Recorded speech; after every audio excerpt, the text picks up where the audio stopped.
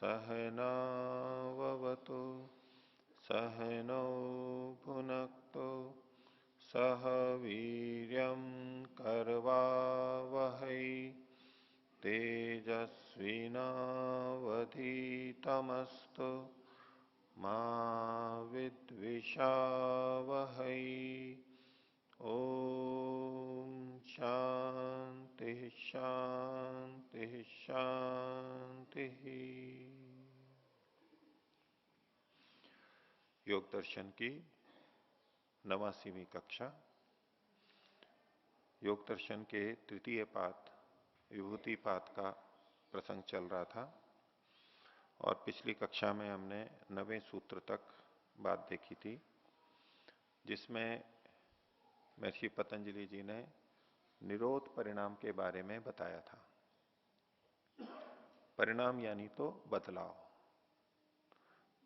चित्त जब निरुद्ध अवस्था में रहता है, निरुद्ध अवस्था में जाता है, तब वहां पर क्या हो रहा होता है। जिस समय हमारे मन में वृत्तियां उठ रही होती हैं, विचार चल रहे होते हैं, तब तो चित्त में बदलाव होता है, हमें पता लगता है, हम अनुमान कर सकते हैं, क्योंकि कुछ बदलता हुआ हमें प्रतीत होता है। अलग अलग वृत्तियों का आना ये परिवर्तन का द्योतक है, परिवर्तन हो रहा है। लेकिन असंप्रज्ञात समाधि में जबकि चित्त वृत्तियां रुक जाती हैं, चित्तवृत्तियों का निरोध हो जाता है, उस समय में चित्त में कोई परिवर्तन हो रहा होता है या नहीं हो रहा होता है, ये एक प्रश्न उठता है। जब चित्त सदा परिवर्तनशील है, सत्वरस्तम इन 3 गुणों से वो बना है और उसमें परिवर्तन होते ही रहते हैं, तो जब ये सदा होता है तो निरोध अवस्था में भी होना चाहिए।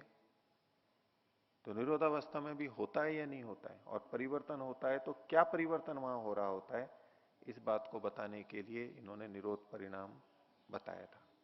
और निरोध परिणाम में क्या होता है, निरुद्ध अवस्था के संस्कार बढ़ते हैं, बनते हैं, जमते हैं, और व्युत्थान संस्कार जो से नीचे के संस्कार हैं, वो संस्कार क्षीण होते हैं, दुर्बल होते हैं, हटते हैं। निरोध अवस्था में असंप्रज्ञात समाधि में भी संस्कार बनते हैं, ये बात पहले प्रथम पाद के अंतिम सूत्र में आ ही चुकी है। व्यास जी ने भी भाष्य में भी वो कहा ही है। भले ही वहां वृत्तियां नहीं हैं, लेकिन संस्कार तो पड़ रहे हैं, ये हमें वहां पर भी स्पष्ट था। तो निरोध संस्कार बनेंगे और व्युत्थान संस्कार हटेंगे, इनका अभिभाव और प्रादुर्भाव। व्युत्थान संस्कार दबेंगे और निरोध संस्कार उत्पन्न होंगे और प्रबल होंगे, ये दोनों बातें यहां पर होती हैं। ऐसा निरोध परिणाम के समय में चित्त में होता रहता है। यहां तक का हमने देखा था। तो पिछले पाठ में किन्हीं को कुछ पूछना है तो पूछ सकते हैं कुछ। ओम आचार्य जी, सूत्र संख्या 7। सूत्र संख्या 7, 7। इसमें जो त्रयम अंतरंगम पूर्वेभ्यः बोला है, तो हाँ, ये देखे थे कि 3 में समाधि भी है और समाधि के इनको अंतरंग मान रहे थे। तो वो किस प्रकार है, तो विचारानुगत समाधि के लिए वितर्क तक का जो समाधि है उसको हम अंतरंग देख रहे थे। उसी तरह आनंद अनुगत के लिए विचारानुगत तक का हम देख रहे थे। तो जब वितर्कानुगत समाधि है, उसके लिए फिर कौन सी समाधि को हम अंतरंग मानेंगे? अलग से कुछ नहीं ले सकते उसमें, उसको स्वयं को ही स्वीकार करना पड़ेगा, और उसकी दृष्टि से हमें या तो देखना नहीं होगा।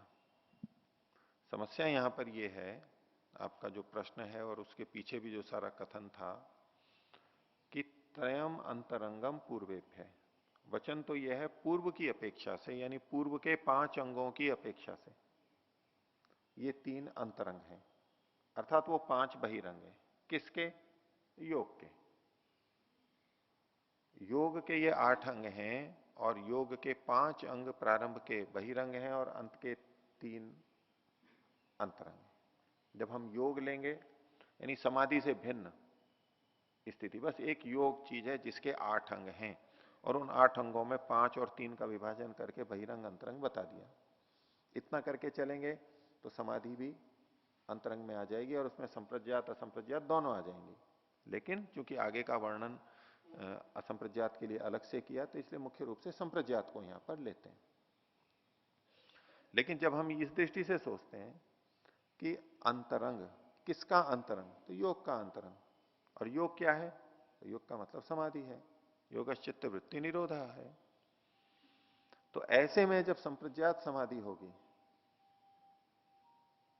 तो उसका अंतरंग कौन सा होगा। अंतरंग बहिरंग में योग लेते हैं, और योग का मतलब हम समाधि लेते हैं, योगश्चित्त वृत्ति निरोधा। तो किसका अंतरंग है, यानी अंतरंग जो, जिसका अंतरंग है, जिसका बहिरंग है, वो अंतरंग और बहिरंग से अन्य देखते हैं हम। ठीक है, उसको छोड़ करके जब हम देखेंगे, जब ऐसा देखने का प्रयास रहता है, तब ये सवितर्क निर्वितर्क सविचार निर्विचार आदि की भेद की दृष्टि से आपके सामने बात रखी थी। और इसमें जो आपका प्रश्न है कि सवितर्क को मैं किसको मानेंगे, वितर्क में किसको मानेंगे, वितर्कानुगत समाधि होगी तब इधर 3 कौन से बनेंगे, उसको छोड़ना ही पड़ेगा वहां पर। विचार में सवितर्क निर्वितर्क की दृष्टि से सवितर्क को हम उधर 3 लेंगे, सवितर्क को रखेंगे तो कुछ नहीं बन पाएगा, क्योंकि उसके पहले कोई समाधि है नहीं। दूसरा, ये इस दृष्टि से था कि जो अंतरंग किसका है बहिरंग किसका है वो हम अलग देख रहे हैं तब। नहीं तो इसका दूसरा सरल तरीका यह है कि जिस चीज को हम कह रहे हैं वो भी उसमें सम्मिलित है। मान लीजिए हमारा घर है, घर का कुछ भाग बाहर का है और कुछ अंदर अंदर का है। ठीक है, चिकित्सालय है, उसका कुछ भाग बाहर का है कुछ अंदर का है। तो जो बाहर का है वो किसकी अपेक्षा से बाहर कहेंगे, अंदर वाले की अपेक्षा से कहेंगे, अंदर के कमरे हैं ये हैं। और अंतरंग किसकी अपेक्षा से कहेंगे, बाहर की अपेक्षा से। तो परस्पर ही होगा, अंतरंग भी किसी और की अपेक्षा से हो ऐसा तो नहीं कहेंगे हम यहां कि अंदर कोई और कमरा हो अलग से उसकी अपेक्षा कहेंगे कि ये अंतरंग है, तो ऐसा नहीं है। हाँ, अंदर के कमरों में भी एक कमरा है बैठक का जिसमें बाहर के लोग भी आते हैं जाते हैं, उठना बैठना है। एक हमारा अंदर का कमरा है, बिल्कुल व्यक्तिगत कक्ष है, उसमें बाहर का कोई नहीं आ सकता। तो बाहर के मैदान की अपेक्षा, द्वार की अपेक्षा तो सारे कमरे अंतरंग है, लेकिन एक जो बिल्कुल हमारा व्यक्तिगत निजी कमरा है वो हमारा अंतरंग है, और उसकी अपेक्षा अन्य कमरे भी बहिरंग कहलाएंगे। लेकिन उसको भी हम कहेंगे तो किसका है, तो यहां एक पूरा घर हमने देखा, पूरे घर का कुछ भाग बाहर का है कुछ भाग अंदर का है। ऐसे ही योग एक पूरे भवन की तरह से हो गया, पूरा क्षेत्र हो गया, और उसके जो ये 8 अंग हैं इसमें कुछ भाग बहिरंग में है कुछ अंतरंग में। क्योंकि योग का मूल अर्थ तो समाधि ही है, चित्तवृत्ति निरोध ही है। और इसीलिए जो त्रयम अंतरंगम पूर्वेभ्य है, और तदपि बहिरंगम निर्बीजस्य, निर्बीज समाधि की अपेक्षा संप्रज्ञात समाधि वाला ये या तो धारणा ध्यान समाधि तीनों, उन तीनों को भी बहिरंग कर दिया है। क्योंकि योग का मूल तो वहीं पर ही है, अंतरंग में है, यानी निर्बीज समाधि में है, निरोध समाधि में है, असंप्रज्ञात समाधि में। ठीक है, और कुछ किन्हीं को पूछना है। आचार्य जी, सूत्र 9 में जी बोलिए। निरोध की दशा में चित्त की वृत्तियां रुक जाती हैं, हाँ और चित्त कुछ भी, कोई इसमें व्यापार नहीं चल रहा होता है। तो इसमें जो भाष्य में चौथी पंक्ति है, निरोध क्षणम चित्तम अन्वेति तदेकस्य, इस पंक्ति का अर्थ एक बार समझा दीजिए। आप जो शुरुआत आपने की थी उसकी दृष्टि से पहले बोलता हूं, फिर पंक्ति का अर्थ भी बताता हूं। व्यास भाष्य में एकदम स्पष्ट किया गया है कि वृत्तियां तो रुक जाती हैं लेकिन संस्कार नहीं, संस्कार अभी समाप्त नहीं हुए हैं, संस्कारों के स्तर पर ये चल रहा है, वृत्ति के स्तर पर रुक गया है, वहां ये सारा चल रहा है।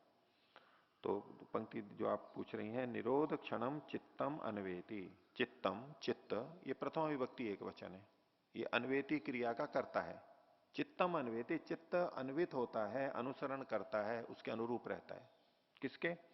निरोध क्षण के।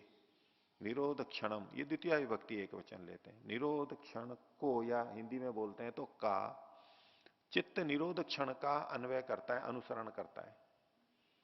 निरोध क्षण मतलब क्षण यानी समय, जिस समय निरुद्ध अवस्था चल रही है उस समय चित्त जैसा है, जैसी निरुद्ध अवस्था है बस उसी का अनुसरण चित्त करता है, अर्थात चित्त में भी वृत्तियां नहीं रहती हैं। निरुद्ध अवस्था में संस्कारों का अभिभव प्रादुर्भाव होता है तो चित्त में वैसा ही होता रहेगा, चित्त उसका अनुसरण करेगा। तो निरोध क्षणम चित्तम अन्वेति, चित्त निरोध क्षण का अन्वय करता है, अनुसरण करता है। ठीक है, वो क्या, आगे उसी को खोला, तद एकस्य चित्तस्य प्रतिक्षणम इदम, एक ही चित्त का, चित्त एक ही है, अलग अलग नहीं है। सामान्य भाषा में हम बोल देते हैं मेरा एक मन तो ये कर रहा है, एक मन ये कर रहा है, जैसे दो मन है, मन तो वही है, वृत्ति के स्तर पर, विचार के स्तर पर हम कह देते हैं एक मन ये, एक मन ये। एक मन मतलब एक मन का विचार, दूसरा मन यानी दूसरे मन, उसी मन का दूसरा विचार। तो चित्त तो एक ही है। तो तद एकस्य चित्तस्य, उसी चित्त का, एक ही चित्त का और उसी चित्त का, प्रतिक्षणम, हर क्षण, इदम संस्कार अन्यथात्वम, संस्कारों का परिवर्तन होना, प्रतिक्षण ये चल रहा है। जिस समय कोई निरोध समाधि में बैठा है, असंप्रज्ञात समाधि में बैठा है, हर क्षण संस्कारों में परिवर्तन हो रहा है, हर क्षण। थोड़ी देर कुछ चला, फिर कुछ चला, तो थोड़ी थोड़ी देर बाद में परिवर्तन हुआ, ऐसा नहीं, हर क्षण परिवर्तन हो रहा है। और ये परिवर्तन मात्र असंप्रज्ञात में ही नहीं, इस हर समय हमारे भी होता रहता है, चाहे हम व्युत्थान दशा में हो, चाहे ध्यान में बैठे हो, चाहे समाधि में बैठे हो। चित्त में हर क्षण ऐसे ही परिवर्तन होता रहता है, क्योंकि हर क्षण हम कुछ ना कुछ जान रहे हैं, हर क्षण कुछ ना कुछ हम विचार कर रहे हैं, ये सब वृत्ति में आएंगे और इनका संस्कार भी पड़ता रहेगा। हर क्षण परिवर्तन हो रहा है उसके अंदर। तो तत् एकस्य चित्तस्य प्रतिक्षणम इदम संस्कार अन्यथात्वम, संस्कार का भिन्न भिन्न होना, भिन्न होनापन, यही निरोध परिणाम है। हो गया? तो आचार्य जी, संस्कारों में जो परिवर्तन हो रहा है निरंतर निरोध की दशा में भी, तो इसका अर्थ ये हुआ कि चित्त तो उस बात को नहीं जान रहा है, जो परिवर्तन हो रहा है उसको चित्त नहीं जान पा रहा है। वृत्ति के रूप में नहीं जान रहा है। चित्त तो वैसे भी जड़ है, तो वो क्या जानेगा, लेकिन हमें संस्कारों का बोध नहीं होता, लेकिन वहां पर परिवर्तन चल रहा है अंदर ही अंदर। आगे आएगा कि चित्त के दो तरह के धर्म हैं, एक परिदृष्ट धर्म और दूसरे कई अपरिदृष्ट धर्म। परिदृष्ट यानी जो हमारे को दिखाई देते हैं, दिखते हैं, ज्ञात होते हैं, वो हमारी वृत्तियां हैं, विचार हैं। और अपरिदृष्ट धर्म जो हमें ज्ञात नहीं होते, उनमें संस्कार को भी गिना हुआ है। तो अब निरोध समाधि लगी हुई है, असंप्रज्ञात समाधि है, चित्त में कोई वृत्ति ही नहीं उठ रही है, चित्त में कोई वृत्ति नहीं उठ रही है, लेकिन फिर भी वहां पर काम हो रहा है, अंदर परिवर्तन हो रहा है, हमें पता नहीं लगेगा, हमें पता नहीं लगेगा, लेकिन वहां परिवर्तन हो रहा है। तो चित्त में जो भी परिवर्तन जो भी होता है तो आत्मा चित्त के माध्यम से जानता है। तो यहाँ पर चित्त क्योंकि निरोध की दशा में है और आत्मा भी फिर कुछ नहीं जान रहा है, और जो ये परिवर्तन हो रहा है फिर इसका ज्ञान कैसे होगा कि ये। उस समय तो नहीं होगा, उस समय नहीं होगा, लेकिन हमें पता लग जाएगा, जो भी असंप्रज्ञात समाधि लगाएगा, कि निरोध संस्कार जब दृढ़ हो गए हैं तो निरोध अवस्था देर तक बनी रहेगी। वो देर तक बना रहना इस बात का सूचक है कि निरोध संस्कार काफी बन गए हैं। नहीं तो क्या होगा, जिसकी प्रारंभ में ही असंप्रज्ञात लग रही है, अभी थोड़ी देर असंप्रज्ञात लगेगी, फिर वो नीचे आ जाएगा, वृत्तियां आ जाएंगी, वृत्ति उठती रहेगी बीच बीच में।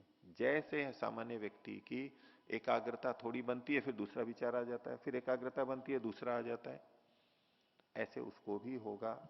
जब ये लंबा चल रहा है तो इससे वो अनुमान करेगा, प्रत्यक्ष नहीं अनुमान करेगा, कि मेरे निरोध संस्कार प्रबल हो गए हैं, व्युत्थान संस्कार क्षीण हो गए हैं।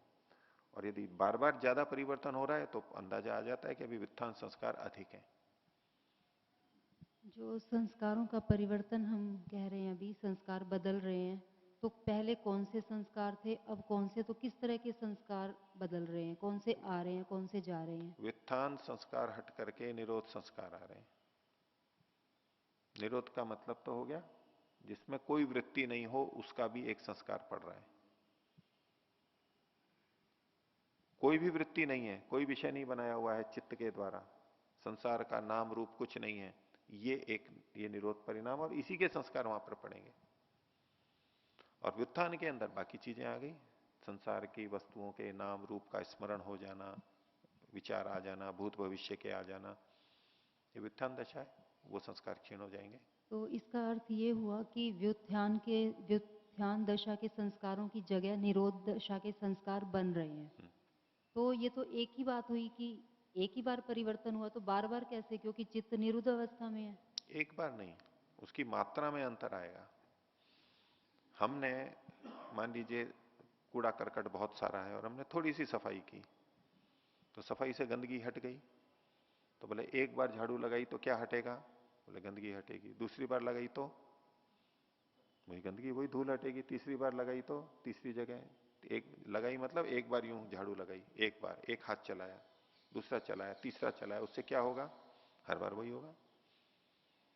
तो व्युत्थान संस्कार बहुत सारे हैं, उनमें से कुछ हटेंगे, कुछ हटेंगे, कुछ हटेंगे। इधर निरोध संस्कार प्रबल होता जाएगा, उसकी मात्रा बढ़ती चली जाएगी, वो क्षीण होते चले जाएंगे।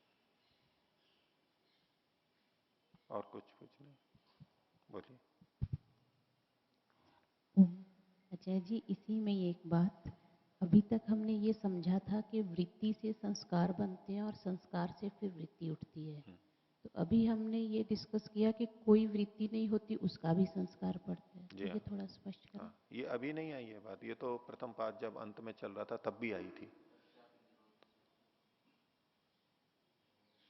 पहले भी ये चर्चा 2 बार या 3 बार चल चुकी है। सामान्य सिद्धांत यही है, वृत्ति से संस्कार, संस्कार से वृत्ति। ठीक है, वृत्ति से संस्कार बनते हैं, कोई दो राय नहीं है, खूब बनते ही हैं। लेकिन इस आधार पर हम ये नहीं कह सकते कि निरोध अवस्था में कोई संस्कार नहीं पड़ते, क्योंकि वहां पर वृत्ति नहीं है। प्रथम परिणति तो हमारी यही बनेगी कि जब जब वृत्ति होती है तब तब संस्कार बनते हैं। वृत्ति नहीं होगी तो संस्कार नहीं बनेंगे, सामान्य रूप से नियम काम करता है। वहां भी हम इसको लगाएंगे तो वो शास्त्र से सम्मत नहीं है। ये तो ये भी जानते थे कि वृत्ति से संस्कार बनते हैं, इन्होंने ही लिखा है, उसी से हमने भी जाना है। लेकिन इसके बाद भी ये इस वचन को कह रहे हैं, तो निरोध का भी अपना एक संस्कार है। निरुद्ध अवस्था भी चित्त की एक अवस्था है, तो उसका भी संस्कार पड़ेगा। इसको अब मैं दूसरे शब्दों में कहूं,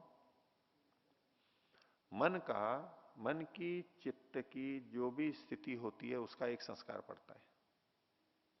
मन की चित्त की जो भी स्थिति होती है उसका एक संस्कार पड़ेगा। वृत्ति अवस्था में है तो वृत्ति वाले संस्कार पड़ेंगे, और वृत्ति नहीं है तो वृत्ति रहित अवस्था के संस्कार पड़ेंगे। इसको और स्थूल उदाहरण से देखें तो हम जो देखते सुनते हैं, क्रियाएं करते हैं, उन सबके संस्कार पड़ते हैं। लेकिन जिस समय हम देख सुन नहीं रहे होते, कोई क्रिया नहीं कर रहे होते, तब ऐसा भी होता है। मान लीजिए निद्रा में है, उसका भी तो अपना एक संस्कार पड़ता है। यद्यपि ये स्थूल उदाहरण है, कुछ वृत्ति वहां भी रहती है। मूर्छित हो गए, कभी मैं चलते हुए जा रहा था, अचानक मूर्छित हो गया, टक्कर लग गई, फिर पता ही नहीं लगा क्या, उसके बाद देखा तो चिकित्सालय में था, क्या हुआ। लेकिन फिर भी हमें एक ज्ञान रहता है ना कि ये बीच का काल ऐसा था जिसमें कोई वृत्ति नहीं थी, मेरे को कोई होश नहीं था। इसका बोध है हमारे को। जो खालीपना है, कोई वृत्ति रहित स्थिति है, उसका अपना भी एक संस्कार पड़ता है। वृत्ति रहित स्थिति ये अपने आप में एक स्थिति है, उस स्थिति का भी प्रभाव पड़ता है। वृत्तियां भी स्थितियां हैं, उनका भी संस्कार पड़ता है, और जब वृत्ति नहीं है वो भी एक स्थिति है चित्त की, उसका भी संस्कार पड़ता है। और ये शब्द प्रमाण से स्पष्ट है ही। इन दोनों पढ़ने वाले संस्कारों की बनावट में कोई फर्क होता है? बनावट में अंतर कुछ मानना ही होगा हमारे को। अलग अलग गुण उसमें उभरेंगे, अलग अलग स्थिति। लेकिन अगर हम यूं कहें कि किसी लेखनी से कागज पे लिख रहे हैं तो उसमें अंतर होता है लिखावट में। हमने लेखनी से लिखा, कुछ भी श्यामपट्ट पे लिखा चौक से, उसमें अंतर होता है? बोले उस वो जो लेखनी है वो तो नीला या काला काली जैसी भी है, एक ही रंग है बस, और कागज भी वैसा ही सफेद है, और उस पर लिखते जा रहे हैं तो क्या कैसी रेखाएं खिंच रही हैं? वैसे ही नीली काली जो भी है एक ही जैसी तो खिंच रही हैं मोटे तौर पे, एक ही जैसी हो रही हैं, लेकिन फिर भी भेद है उनमें। यहां अलग अक्षर लिखे गए, वहां अलग अक्षर लिखे गए, ये वाक्य अलग है, ये वाक्य अलग है। दिखने में रंग रूप उस तरह देखेंगे तो एक जैसा है, लेकिन फिर भी अलग अलग संस्कार, अलग अलग लिखावट है। ऐसे ही संस्कार भी सीडी में, डीवीडी में, कैसेट में जो भरा जाता है वो कैसे भरा जाता है? एक जैसा होता है या अलग अलग होता है? एक दृष्टि से देखेंगे तो एक ही जैसा होता है, वही छाप पड़ रही है, एक ही प्रक्रिया चल रही है, लेकिन जैसे शब्द बोले जा रहे हैं उसके अनुसार वहां भिन्नता है। तो वो भिन्नता है, तो ऐसा ही संस्कारों के ऊपर चित्त पे जो संस्कार पड़ रहे हैं, चाहे व्युत्थान के हैं चाहे निरोध के हैं, और व्युत्थान के भी जितने अलग अलग हैं, प्रक्रिया वही है छाप पड़ने की। संस्कार एक दृष्टि से बिल्कुल एक ही जैसे हैं, उसी ढंग से चल रहे हैं, लेकिन उनकी गुणवत्ता, आकार प्रकार की भिन्नता तो माननी होगी, अलग अलग होंगे।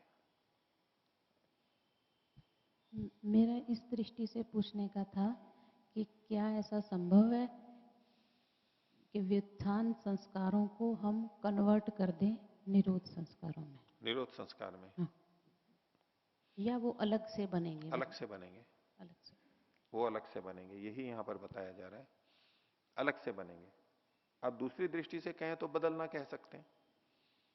मैं बीड़ी पीता हूं, मैं शराब पीता हूं, उसका मेरे पे संस्कार पड़ा हुआ है। अब उसकी जगह पे बीड़ी न पीने, शराब न पीने के संस्कार भी मैंने डाल लिए, तो हम कह सकते हैं कि भाई इसके संस्कार बदल गए अब। ठीक है, इसको हम बदलना भी कह सकते हैं।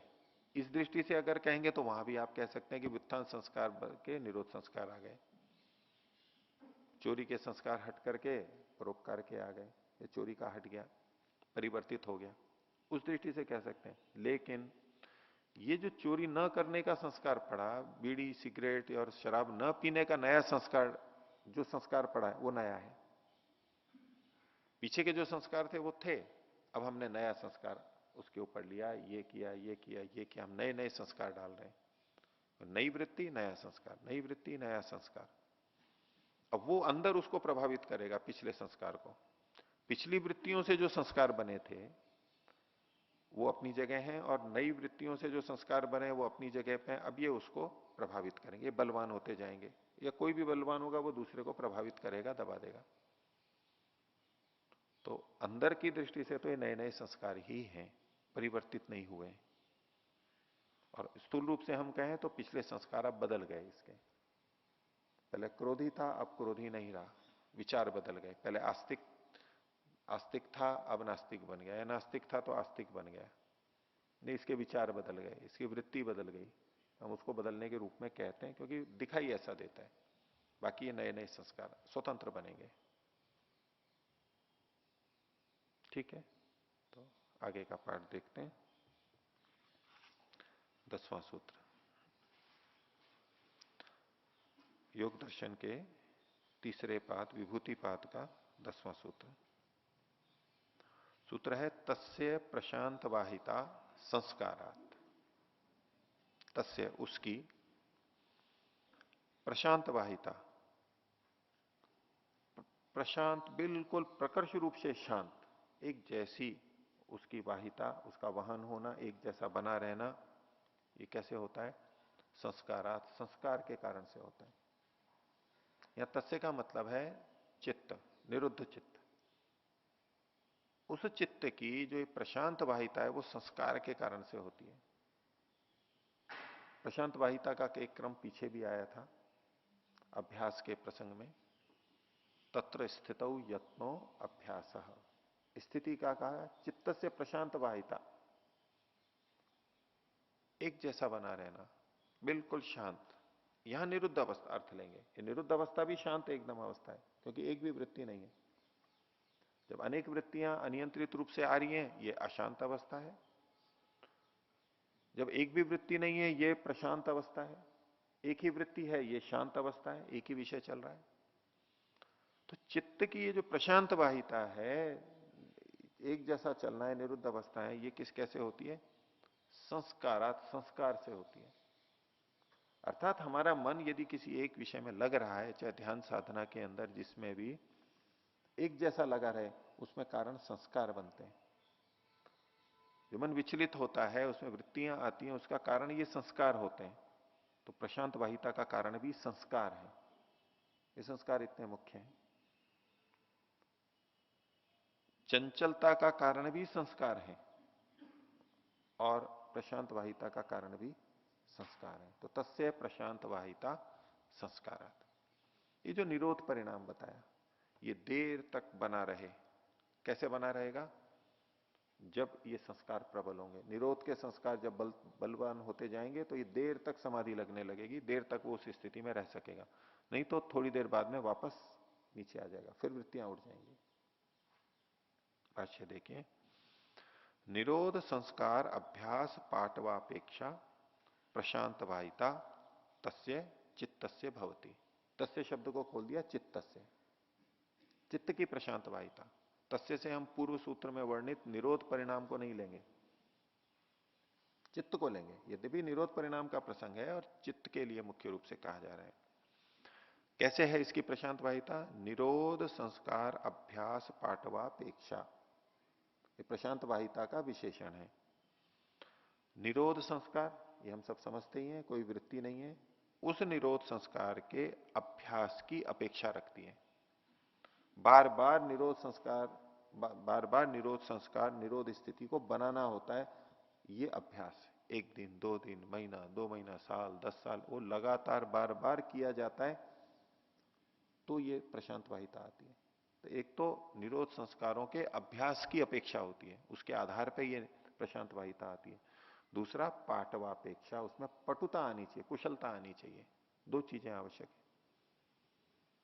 कुछ इसको एक भी करते हैं अभ्यास की कुशलता के कारण से, अभ्यास करते करते अभ्यास भी आवश्यक है, और जो निरोध संस्कार है उसकी कुशलता, ऊंचाई भी आवश्यक है। तो निरोध संस्कार के अभ्यास के पाटव की अपेक्षा, पटुता की अपेक्षा से ये प्रशांत वाहिता चित्त की होती है। नहीं तो प्रशांत वाहिता नहीं आएगी। असंप्रज्ञात समाधि लगने के बाद भी प्रशांत वाहिता बन जाए, ये नहीं, नीचे आएगा ही व्यक्ति। और जब ये निरोध संस्कार कमजोर होते हैं तो क्या होता है? तो अगली पंक्ति में कहा तत्संस्कार मानते। तत् का मतलब निरोध। निरोध संस्कारों की मंदता होने पर, न्यूनता होने पर, बल कम होने पर, वित्थान धर्मिणा संस्कारेण, वित्थान धर्म वाले संस्कारों से, निरोध धर्म संस्कारों अभिभूयते, निरोध धर्म वाला जो संस्कार है वो क्षीण होता है, दब जाता है। पिछले सूत्र में बताया था निरोध परिणाम, जिसमें निरोध संस्कारों का अभिभव हो रहा था, प्रादुर्भाव हो रहा था, और व्युत्थान संस्कारों का अभिभव हो रहा था और क्षीण हो रहे थे। लेकिन यदि निरोध संस्कार मंद है तो व्युत्थान संस्कार उसको दबा लेंगे। असंप्रज्ञात समाधि लगने लग गई, निरोध संस्कार भी बन रहे हैं, लेकिन वो अभी कम है, कम है, मंद है, तो व्युत्थान संस्कार के द्वारा वो बार बार दबाए जाते रहेंगे, दबाए जाते रहेंगे। इसीलिए वो बार बार करते करते करते निरोध संस्कार जब प्रबल हो जाएंगे, अब नहीं दबा सकता वो उसको। तो जब निरोध संस्कार की मंदता के कारण से उनका अभिभव होता है और व्युत्थान संस्कारों का प्रादुर्भाव होता है, वो दबाते हैं, अब ये निरोध परिणाम नहीं है, इसको हम व्युत्थान परिणाम कहेंगे, चित्त का व्युत्थान परिणाम। जिस समय वो समाधि में गया या समाधि चल रही है असंप्रज्ञात समाधि, तब तो निरोध परिणाम चल रहा है। लेकिन समाधि जब टूटेगी और समाधि टूट करके फिर वो व्युत्थान अवस्था में आएगा, तब भी तो चित्त में परिवर्तन हुआ है। ये व्युत्थान परिणाम कहेंगे, नाम नहीं दिया यहां पर, लेकिन इसको हम व्युत्थान परिणाम कह सकते हैं। बदलाव चित्त में फिर भी हुआ है। तो ये एक परिणाम बताया निरोध परिणाम, ये ऊंची स्थिति का है, असंप्रज्ञात समाधि का है। लेकिन संप्रज्ञात समाधि के समय क्या होता है, क्या तब भी चित्त में परिणाम होता है? और वो क्या परिणाम होता है वो आगे बताया। 11वें सूत्र में कहा सर्वार्थता एकाग्रतयो सर्वार्थ तैकाग्रतयो क्षयोदयो चित्तस्य समाधि परिणाम। एक नया शब्द आ गया, समाधि परिणाम। पीछे था निरोध परिणाम। जिस समय में समाधि लगनी प्रारंभ हुई है, जिस समय में समाधि लगनी प्रारंभ हुई है, उस स्थिति के लिए यह कहा जा रहा है। समाधि जब प्रारंभ हो रही है तब चित्त में क्या परिणाम होता है, क्या बदलाव होता है, वो बता रहे हैं। तो कहा सर्वार्थता एकाग्रता, सर्वार्थता और एकाग्रता। एकाग्रता तो समझते ही है, एकाग्रता एक ही विषय पर टिके हुए हैं। और सर्वार्थता मतलब अनेकार्थता, इधर टिका मन, यहां गया वहां गया वहां गया, यानी चंचल स्थिति। तो सर्वार्थता और एकाग्रता दो शब्द हो गए, इनका क्रमशः क्षय और उदय होता है, क्षयोदय। सर्वार्थता का क्षय होगा और एकाग्रता का उदय होगा।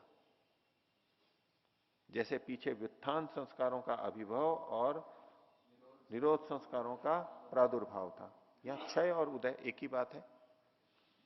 सर्वार्थता क्षीण होगी और एकाग्रता उत्पन्न होगी, उदय होगा उसका। अब ये जो चर्चा चल रही है ये वृत्ति के स्तर की है, ये संस्कारों की बात नहीं है। निरोध परिणाम संस्कारों के स्तर पे हो रहा था, वृत्ति वहां नहीं थी। लेकिन ये जो चल रहा है ये वृत्ति के लिए चल रहा है, वृत्ति के स्तर पर चल रहा है। तो सर्वार्थता और एकाग्रता का जो क्षय और उदय होता है इस समय में, ये चित्त का समाधि परिणाम कहलाता है। समाधि का मतलब एकाग्रता। यहां जो अर्थ लिया जा रहा है समाधि का, वो समाधि है एकाग्रता। वो भी चित्त की वृत्ति का रुकना है, अन्य वृत्तियों का रुकना है। इसको कहते हैं समाधि परिणाम। चित्त में बदलाव तो यहां पर भी होगा। तो इसी बात को भाष्य में कहा सर्वार्थता चित्त धर्म। ये जो चंचलता है या अनेक विषयों का आना है चित्त में, वृत्तियां उठना है, ये चित्त का धर्म है। धर्म और धर्मी दो शब्द आपको स्पष्ट हैं ही। धर्मी मतलब वो वस्तु, और धर्म उस वस्तु में रहने वाला गुण या क्रिया। तो सर्वार्थता की जो स्थिति है ये भी चित्त का ही धर्म है।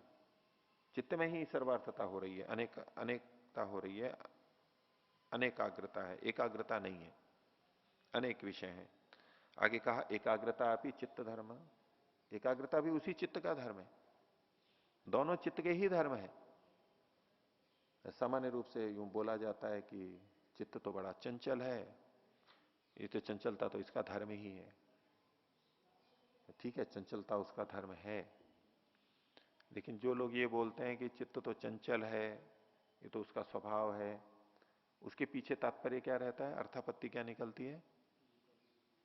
किसको तो हम ठीक नहीं कर सकते, ये तो स्वभाव है, ऐसा ही है, ये तो ऐसा ही चलेगा, यानी इसमें सुधार की गुंजाइश नहीं है, ये उसके पीछे का भाव होता है। कोई कहे कि भाई आप मन को एकाग्र क्यों नहीं करते, बोले जी चित्त तो चंचल ही है। अब वो अपने पुरुषार्थ से हो रहा है कि मेरे मैं पुरुषार्थ नहीं कर रहा हूं तो कोई दोष नहीं है, और मैं पुरुषार्थ करूंगा भी तो ये तो चंचल ही है, तो ठीक होने वाला नहीं है। अपने को बचाता है व्यक्ति, ये तो ऐसा ही है, ये तो ऐसा ही होना है। लेकिन इसको स्पष्टता से कहा सर्वार्थता चित्त का धर्म है, तो एकाग्रता भी चित्त का धर्म है। उसमें भी ये चीज आ सकती है, एकाग्रता भी आ सकती है चित्त में। आगे सर्वार्थताया क्षय तिरोभाव इत्यर्थ। सर्वार्थता का क्षय होना यानी तिरोभाव, छुप गए, सर्वार्थता छुप गई है। जब हम एकाग्र हो जाते हैं तो सर्वार्थता चंचलता जैसे कि विलीन हो जाती है। कहां गई? लीन हो गई, बस पता ही नहीं कहां चली गई, एकाग्र हो गए। और जब एकाग्रता छोड़ के चंचलता में आ जाते हैं, बोले एकाग्रता कहां गई, बोले चली गई, लुप्त हो गई, विलीन हो गई। तो ऐसे सर्वार्थता का क्षय अर्थात तिरोभाव। तो सर्वार्थता का क्षय होता है यानी तिरोभाव होता है। तिरोभावा इत्यर्थ शब्द को खोला है। और एकाग्रताया उदय आविर्भाव इत्यर्थ। उदय का मतलब आविर्भाव होना, वो उत्पन्न हो जाते हैं। आगे तयोर धर्मित्वेन अनुगतम चित्तम। चित्त इन दोनों में धर्मी के रूप में अनुगत है। सर्वार्थता और एकाग्रता चित्त के धर्म है, ये स्पष्ट कहा। और चित्त का इनसे क्या संबंध है? वो धर्मी के रूप में अन्वित है। इसको एक स्थूल उदाहरण से हम देख लें कि मान लीजिए गाड़ी का पहिया चल रहा है, तो पहिया चल रहा है, घूमना एक क्रिया हो रही है और पहिया रुकता भी है। तो पहिए का चलना और रुकना, चलना और रुकना ये दो क्रियाएं हो गई। रुकने को भी एक क्रिया मान करके बोल रहा हूं। कौन सी वृत्ति? विकल्प वृत्ति के रूप में। इन दोनों धर्मों में कौन अन्वित है? यानी ये दोनों धर्म, यानी ये जो क्रियाएं हो रही हैं, चलना और रुकना, रुका हुआ होना, ये इन दोनों स्थितियों में कौन वहां पर है?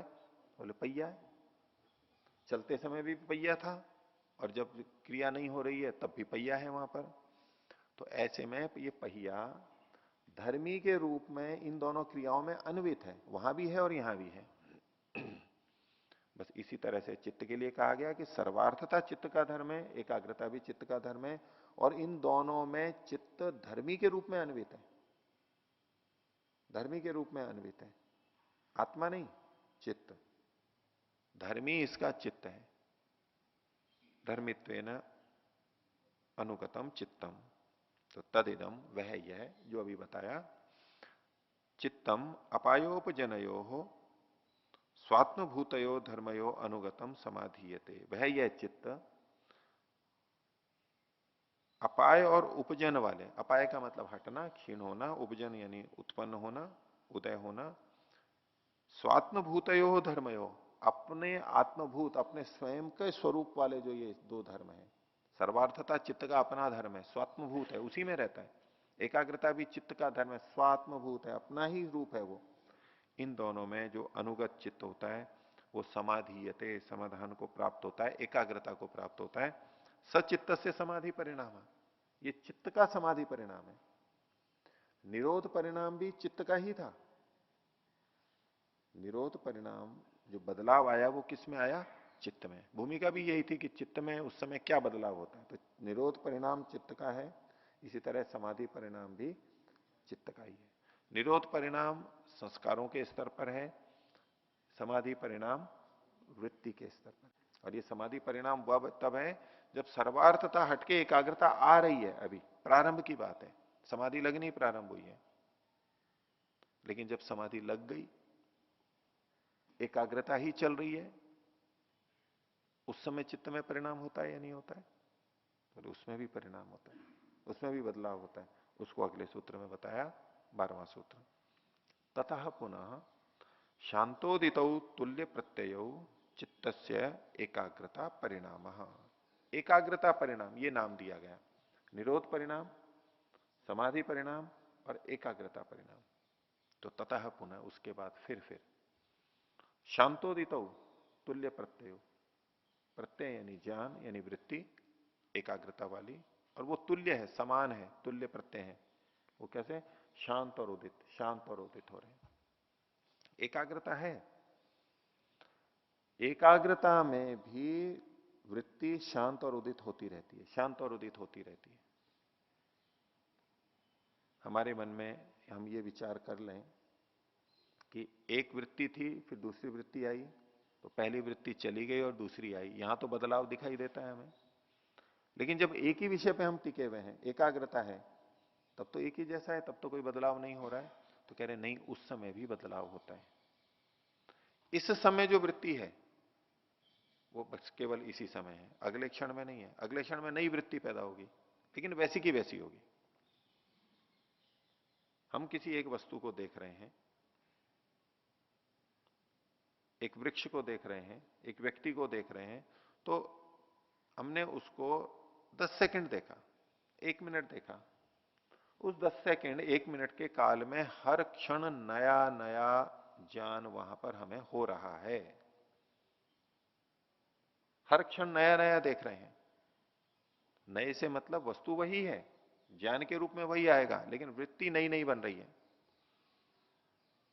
एक लेखनी को, एक उंगली को देख रहे हैं, अब उसको देखते हुए इस समय एक एक वृत्ति बनी, अगले क्षण फिर बनी, तीसरी बार बनी, लगातार बन रही है। और बीच में कुछ आ गया तो वृत्ति समाप्त, हटा लिया तो समाप्त। हर क्षण नई वृत्ति बन रही है, लेकिन है समान, इसलिए कहा तुल्य प्रत्यय। तो पिछला प्रत्यय का क्या हुआ, पिछली वृत्ति का क्या हुआ, तो वो शांत हो गई, और अगली वृत्ति उदित हो गई।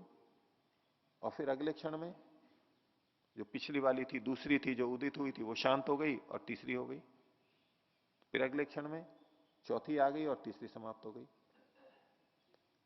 जिस वस्तु विषय के बारे में हम सोच रहे हैं, वृत्ति कर रहे हैं, वो एक ही है, इसलिए हम कह देते हैं कि वो एकाग्र है, एक ही पर टिका हुआ है। लेकिन वृत्ति तो उसी वस्तु के बारे में नई नई हो रही है, बार बार हो रही है। ईश्वर का ध्यान करते हैं, उस समय हम एकाग्रता में चले गए हैं।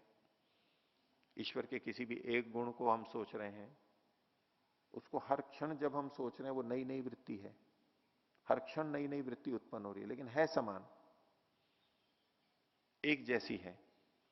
तो जिस समय में हम एकाग्र होते हैं, उस समय भी पिछली वृत्ति का क्षय और नई वृत्ति का उदय होता रहता है।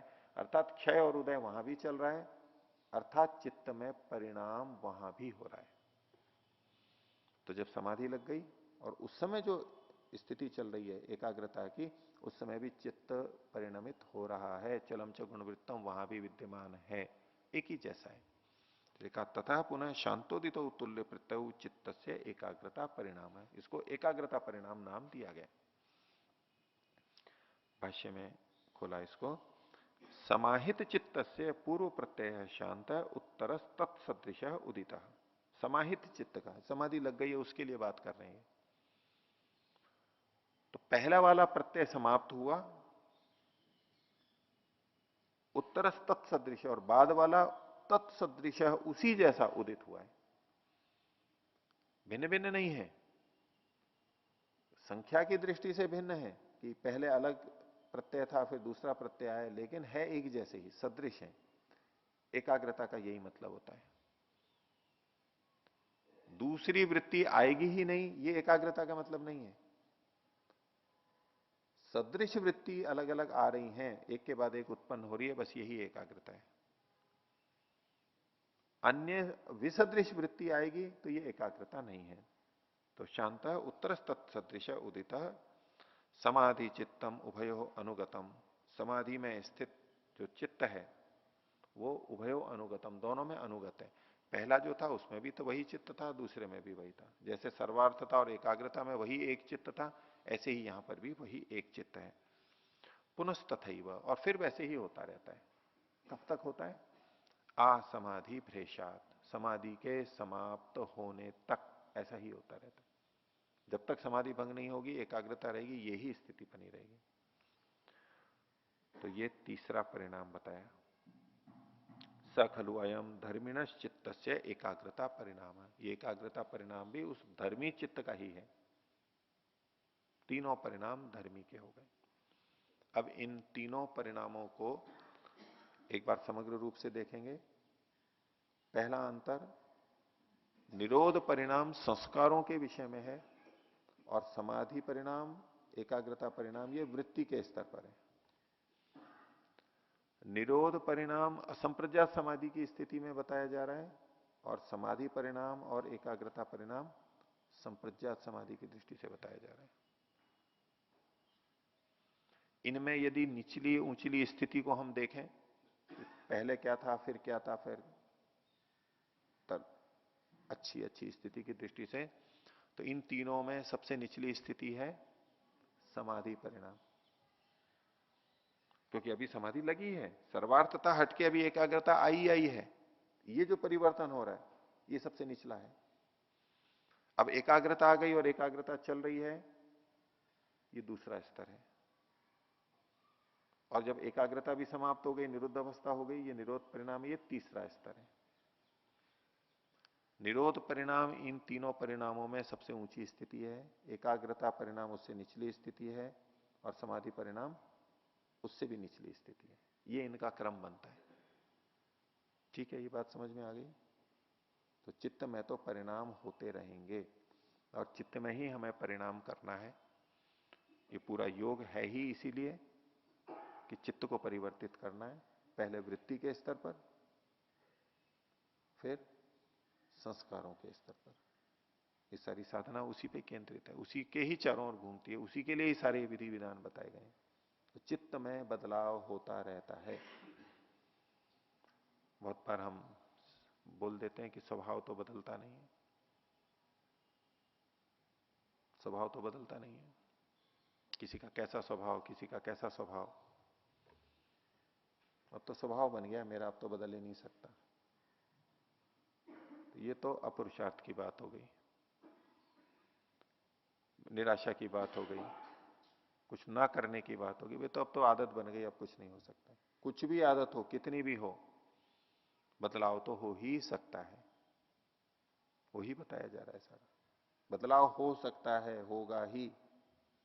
पहले भी तो हुआ है, अभी भी हो जाएगा। अच्छे से बुरे बने तो भी बदलाव हुआ है, बुरे से अच्छे बने तो भी बदलाव हुआ है, और होगा ही, कर ही सकते हैं। ये विश्वास साधक के मन में होना चाहिए। ऐसा छोड़ नहीं सकते जब तो कुछ नहीं हो सकता, संस्कार पड़ गए। सब बदले जा सकते हैं, सब बदले जा सकते हैं।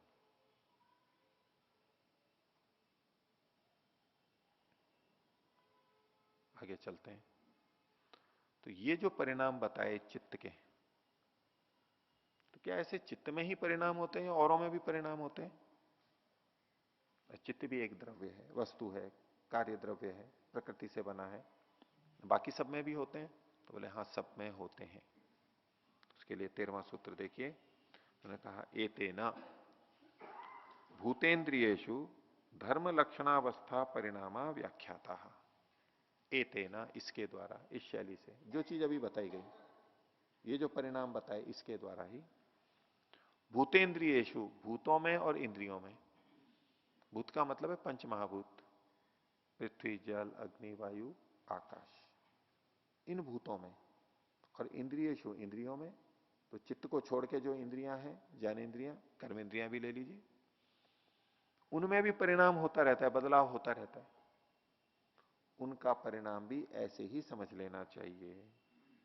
एतेन भूतेन्द्रियेषु, भूतों और इंद्रियों में तीन तरह के परिणाम बताएंगे अब आगे। अभी तक जो तीन परिणाम बताए थे वो तो एक चित्त की दृष्टि से थे। अब एक नए सिरे से तीन परिणाम बताए जा रहे हैं। तो उसमें धर्म लक्षण अवस्था परिणाम, धर्म परिणाम, लक्षण परिणाम और अवस्था परिणाम, ये तीन तरह से बदलाव देख रहे हैं। धर्म परिणाम, लक्षण परिणाम और अवस्था परिणाम, ये तीन परिणाम सब में समझ लेने चाहिए। चित्त में जो अभी हमने परिणाम देखे थे, निरोध परिणाम, समाधि परिणाम, एकाग्रता परिणाम, ये तीनों के तीनों धर्म परिणाम है। ये भी धर्म परिणाम है। तो वित्थान निरोध संस्कारों का इधर उधर होना, ये भी धर्म परिणाम है। और एकाग्रता सर्वार्थता का होना, ये भी धर्म परिणाम ही है।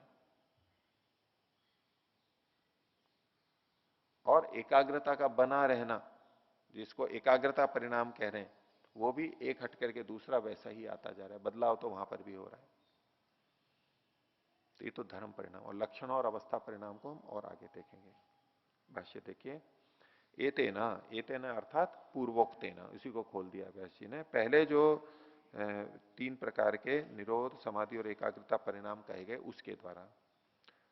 एतेन पूर्वोक्तेन चित्त परिणामेन, ये जो तीन चित्त के परिणाम कहे गए थे पीछे, उससे धर्म लक्षण अवस्था रूपेण, जो कि धर्म लक्षण अवस्था रूप में हो सकते हैं, तीनों रूप में हो सकते हैं, वहां पर भी घटाएंगे। जो नाम दिए गए थे, निरोध परिणाम, समाधि परिणाम, एकाग्रता परिणाम, ये अपने आप में तो धर्म परिणाम ही है। लेकिन इन्हीं के साथ साथ जुड़ करके हम लक्षण और अवस्था परिणाम भी देख सकते हैं, उसको बाद में घटाएंगे। इसके वर्णन से भूतेन्द्रियेषु धर्म परिणामों, लक्षण परिणामों, अवस्था परिणामश्च उक्तो वेदितव्य। तो इसी से भूतों में और इंद्रियों में भी तीनों प्रकार के धर्म, लक्षण, अवस्था, परिणाम कह दिए गए, ये समझ लेना चाहिए, अलग से नहीं बताए। ये बता दिया ऐसे ही, वो भी समझ लेने चाहिए, वहां भी ऐसे ही परिणाम होते रहते हैं। अब जो पीछे हमने परिणाम देखे थे, व्युत्थान आदि, निरोध आदि, उन उदाहरणों को लेकर के अब ये घटा करके बता रहे हैं व्यास जी। तो कहा तत्र व्युत्थान निरोधयो अभिभव प्रादुर्भाव। व्युत्थान संस्कार और निरोध संस्कार, इनमें अभिभव और प्रादुर्भाव कहा गया था। व्युत्थान संस्कारों का अभिभव था, निरोध संस्कारों का प्रादुर्भाव था। धर्मिणी धर्म परिणाम, ये धर्मी चित्त में धर्म का परिणाम था। व्युत्थान धर्म हट करके निरोध धर्म आया, ये धर्म का बदलाव हो गया। सोने का कोई टुकड़ा था, उससे हमने कुछ आभूषण बना लिया, कुंडल, अंगूठी जो भी बना ली। तो सोना जिस समय डले के रूप में था, उस डले धर्म को छोड़ करके अब वो कंगन, कुंडल के रूप में आ गया है। तो धर्म का बदलाव हुआ, सोना वही है।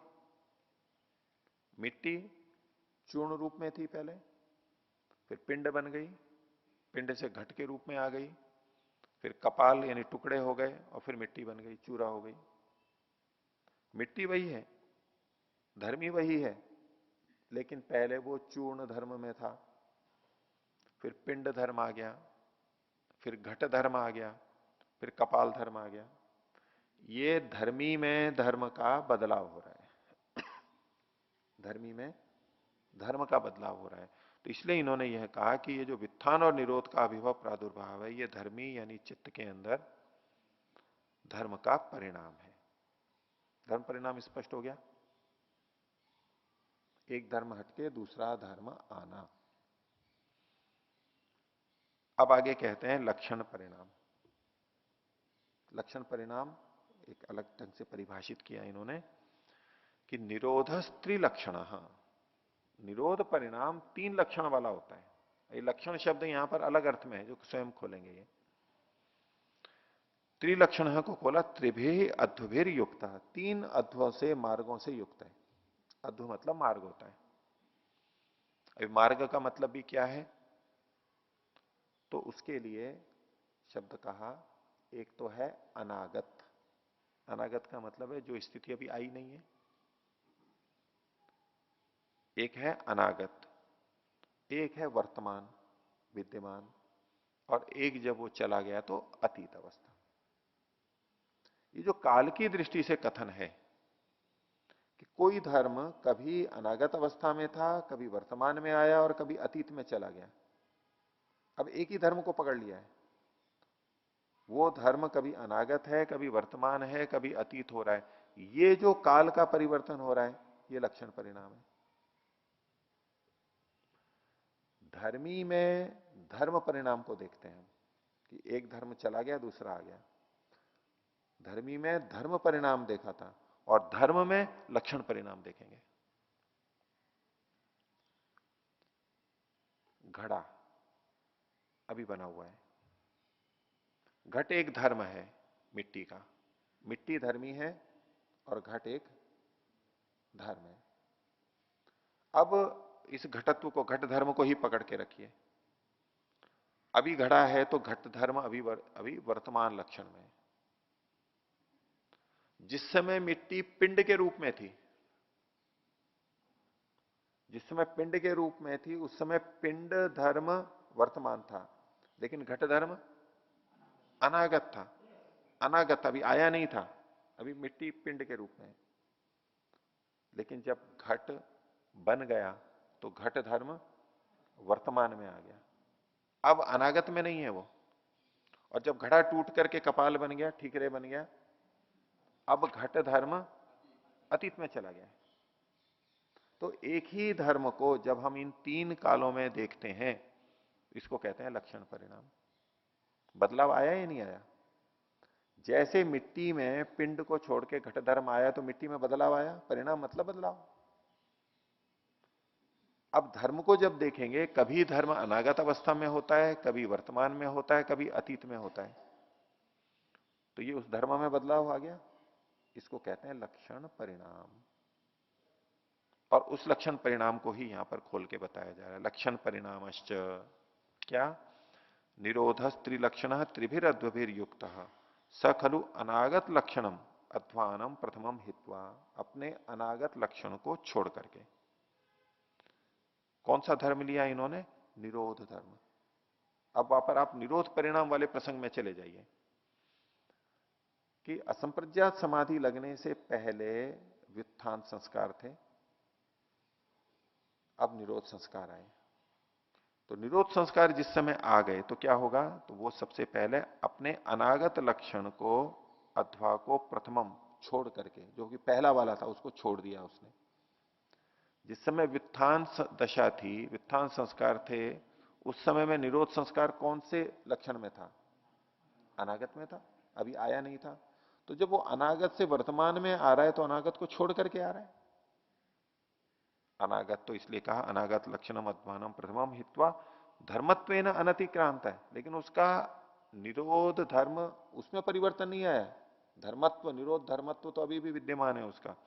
धर्मत्वेन अनतिक्रांत वर्तमान लक्षणम प्रतिपन्न, वर्तमान लक्षण को प्राप्त हो गया है, अभी वर्तमान में आ गया। यत्र अस्य स्वरूपेण अभिव्यक्ति, जहां उसके अपने स्वरूप की अभिव्यक्ति होती है। जब अनागत में था तो स्वरूप अभिव्यक्त नहीं था, जब वर्तमान में आ गया तो स्वरूप अभिव्यक्त हो गया। स्वरूपेण अभिव्यक्ति एशो अस्य द्वितीयो अध्वा, ये इसका दूसरा अध्वा है, ये लक्षण परिणाम का दूसरा हो गया। न च अतीत अनागताभ्याम लक्षणाभ्याम भी युक्त है, लेकिन जिस समय वर्तमान लक्षण में है तो अनागत से रहित है और अतीत से रहित है ऐसा नहीं, वर्तमान केवल उसका प्रकट हो गया है।